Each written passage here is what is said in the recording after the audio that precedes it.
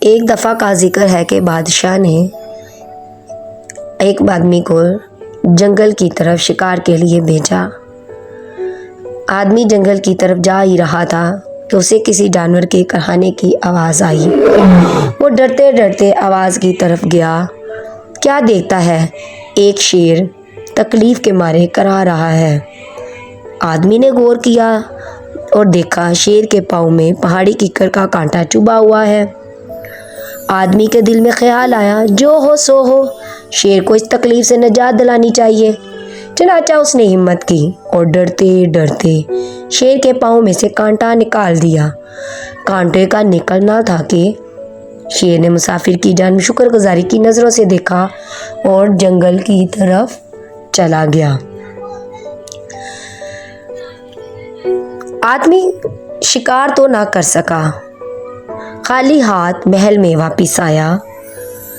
یوں ہوا کہ بادشاہ نے اس آدمی کو شکار نہ کرنے کی وجہ سے دشمن جان کی سزا سنا دی کہ اسے بھوکے شیر کے پنجرے میں ڈال دیا جائے۔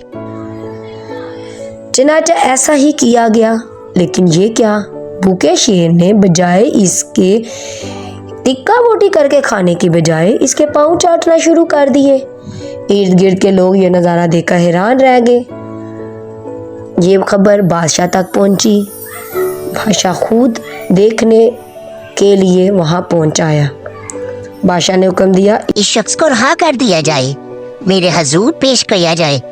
جب اس شخص کو بادشاہ کے روبرو پیش کیا گیا، بادشاہ نے اس سے پوچھا، بھوکے شیر نے تمہیں کھانے سے انکار کر دیا ہے، تمہارے پاؤں چاٹ رہا ہے، اس کی کیا وجہ ہے؟ اس شخص نے جواب دیا،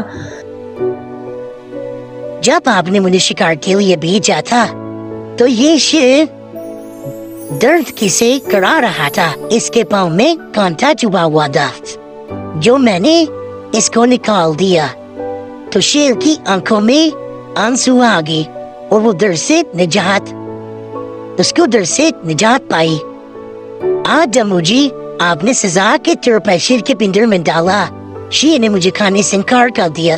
دراصل یہ وہی شیر ہے جس کے پاؤں سے میں نے کانٹا نکالا تھا، جس پر میں نے احسان کیا تھا۔ آج اس شیر نے مجھے احسان کا بدلہ دیا ہے۔ بادشاہ اس شخص کی داستان سن کر بڑا متاثر ہوا۔ اس نے شخص کو نہ صرف معاف کر دیا بلکہ اسے اپنے درباری بنا لیا۔ اس کہانی سے ہمیں سبق ملتا ہے، احسان کا بدلہ احسان ہوتا ہے۔